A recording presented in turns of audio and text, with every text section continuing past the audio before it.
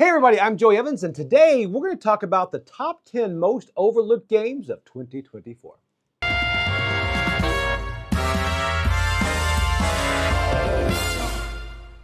Okay, so the top 10 most overlooked games of 2024. It's a weird thing to talk about overlooked games because some people be like, I know this game, I've had it for 20 years.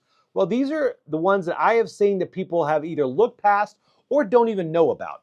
A lot of them people may have seen but have overlooked for one reason or another. I might try to touch on that. So again, actually not all, most of them have been reviewed here on the channel, so you can find a more in-depth review. So they are here, majority of them. But let's get started on the top 10 most overlooked games of 2024. Okay, number 10, I felt bad bringing this one up again because I feel like I am the constant champion of this game and I'm always making people play it at different cons and things because it's killer. This game is killer. This is Alien the board game as a quick party style game. And it really does play in, honestly, I can say 5 to 15 minutes. And the whole thing is you're going to put out a map of the ship, and then everyone has two cards. They play them for one side or the other. One side is a location, the other side is an action. And you play them around, you snake draft, and then everyone goes to a certain location and performs their action. And you're all trying not to get killed by the alien and possibly kill other people. You know what? It's not a purpose of the game, it's a byproduct. But the reason this game works is because it's very quick. It's very quick, you die fast, then somebody wins, and then you reset and you run it again. Every time we play this, we usually play it a couple times, and it's a great end of the night game. I think this is overlooked because it's a fairly simple, small box, but I do think it's one that people would appreciate and have it in their arsenal for those times you're waiting on somebody to get there on a game night, or you finish and everybody doesn't want to leave. So this game is killer. It really is. It really is, and it is my number 10. Okay, so this next one I almost overlooked. I played at Gen Con because Jason Levine sat down and was like, you gotta play this game. And looked very mainstream. I was like, okay, I'll try it. Liked it a lot. This is FlipSeven. FlipSeven, it's a very, very simple rule set. The whole thing is you're gonna start flipping cards and you're gonna try not to get two of the same number.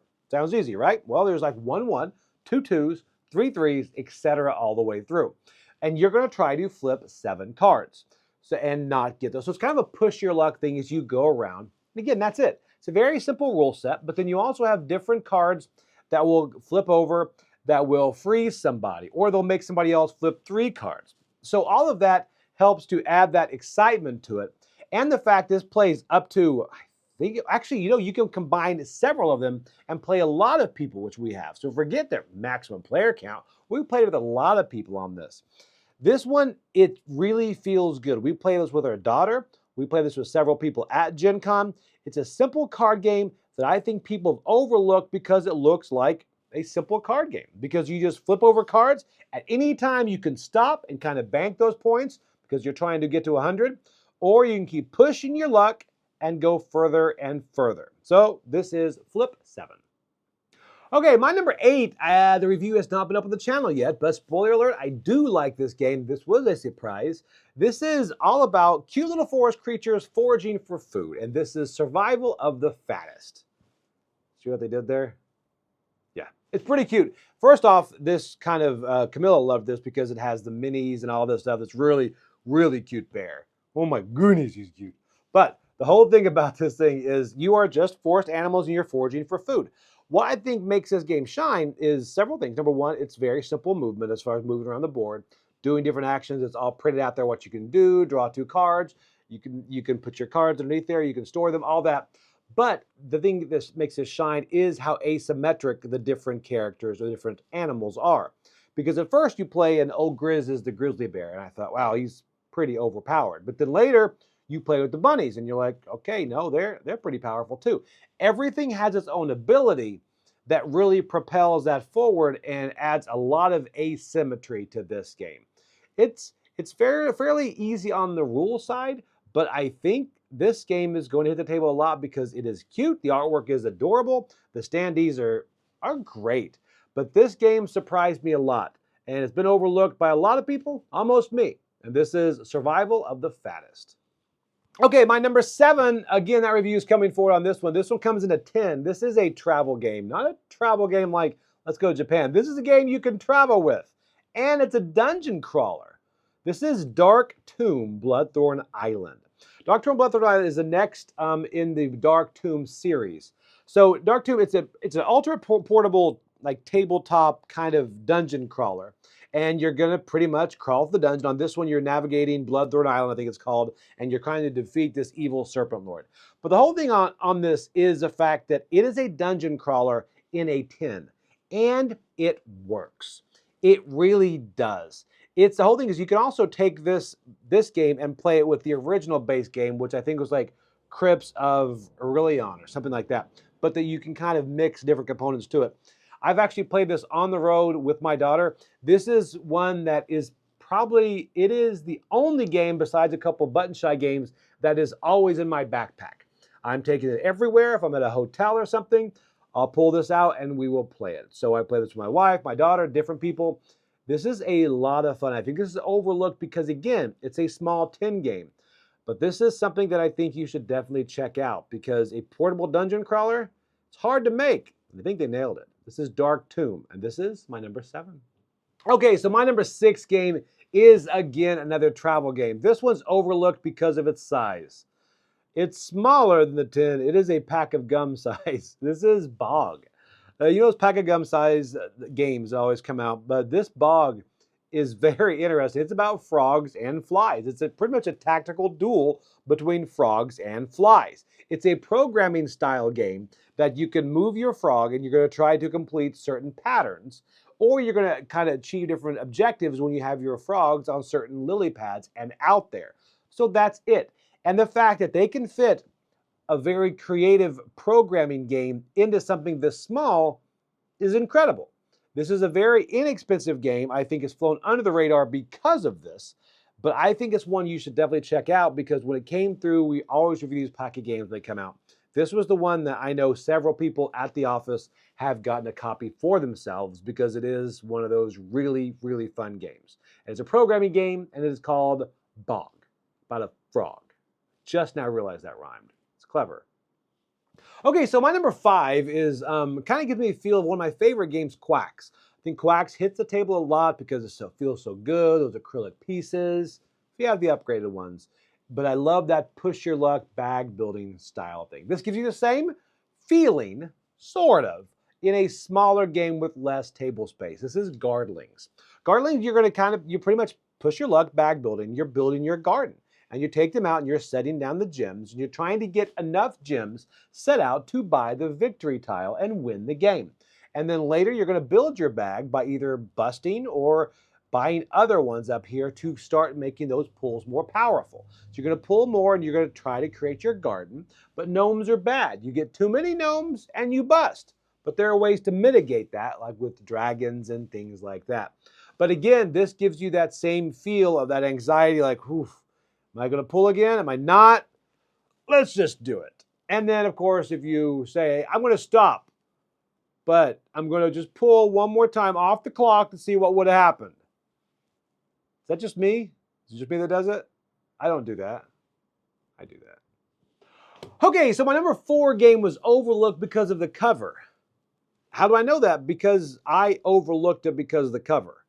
And which is ironic because the name is Duck and Cover. Clever, right? Duck and cover. The whole thing is you're going to get, everyone gets 12 ducks. They put them all in a 4x3 grid. And you can either duck or cover, I guess. So you can kind of move. Once a number is flipped over, you're going to move that number somewhere outside of the grid or in the grid. Or you're going to then cover another card. So that's all you can do. And you're going to slowly kind of fold this grid onto each other and slower until somebody has one card left or the end game is triggered. And then you're going to count up points at the end. Now, if the number flips and you don't have that number, you have to say quack. And if everyone says quack, that number is removed from the game. So it's going to be slowly condensing on itself until hopefully you're going to be the one left with one card. And then you're going to get those points, and points are bad. You don't want points. You want less points. You want less cards showing at the end. This game is, again, simple rule set, but very strategic. You kind of feel like, okay, should I move this around? Should I keep it out? Should I just cover and cover and cover, but then maybe get myself in a bind? Or I'm going to be stuck with these 3 cards? Do I take my chance on that coming up? There's a lot of strategery. I really said that word. I'm going to say strategy. There's a lot of strategy in what is a fairly simple rule set of a game. This one, don't judge this duck by its cover. It's duck and cover. It's a good one. It's overlooked. I won't ever say that joke again. All right, now number 3 is fairly simple to figure out why this was skipped, because it is in a line that if you love this style of game, you're going to know about this game. But if you don't love this style of game, you're probably going to walk right past it, because this is a coin game. This is called a Guest of Robin Hood, or Guest of Robin Hood, a GEST of Robin Hood. So pretty much, coin game stands for counterinsurgency. Yeah, got you excited, right? But I haven't played many coin games, just a couple, so I don't gravitate to these style of games. But this one feels really, really good, because you're either playing the sheriff's group or you're playing Robin Hood.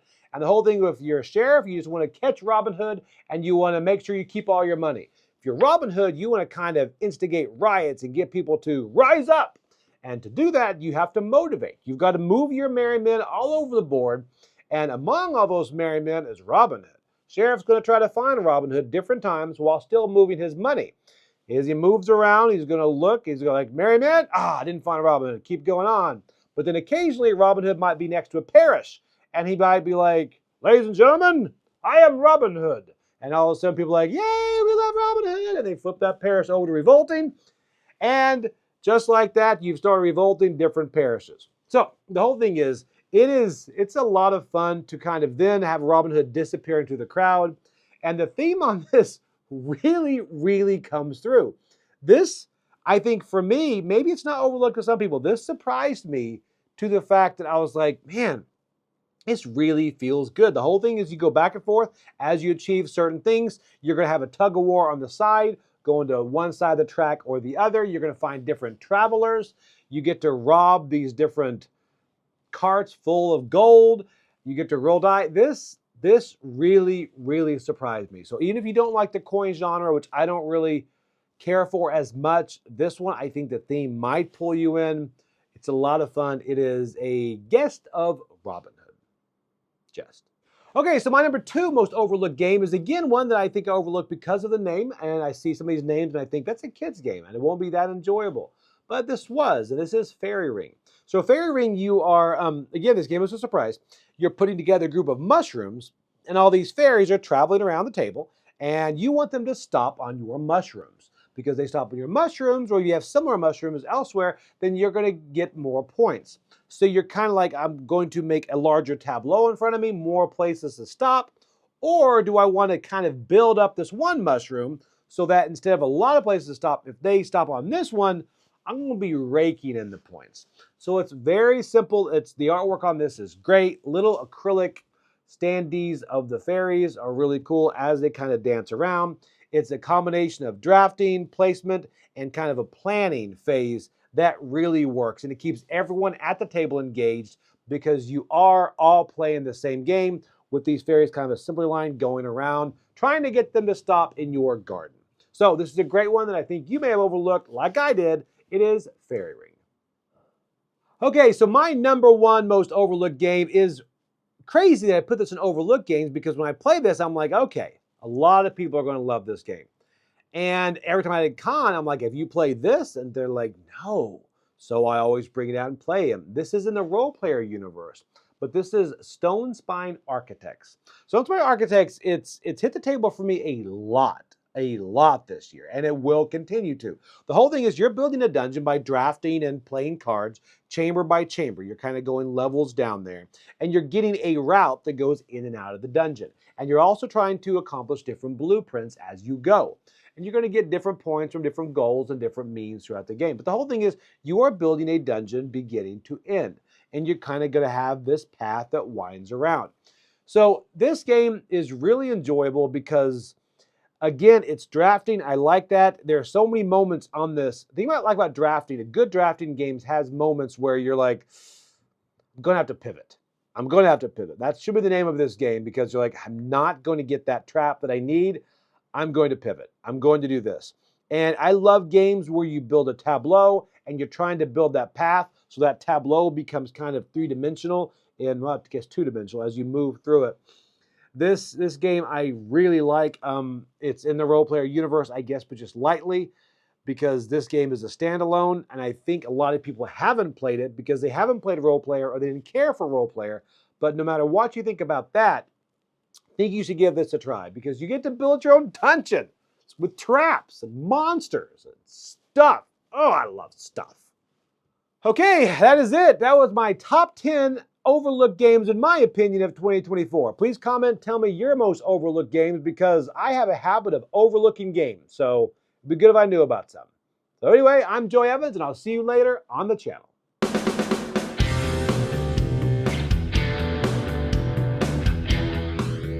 Hey folks, thanks for joining us for that video. If you haven't yet, like the video, subscribe to the channel, and hey, make sure you check out what's happening where I'll cover an app on an iOS or a Switch device, and you can check it out along with me. Thanks very much.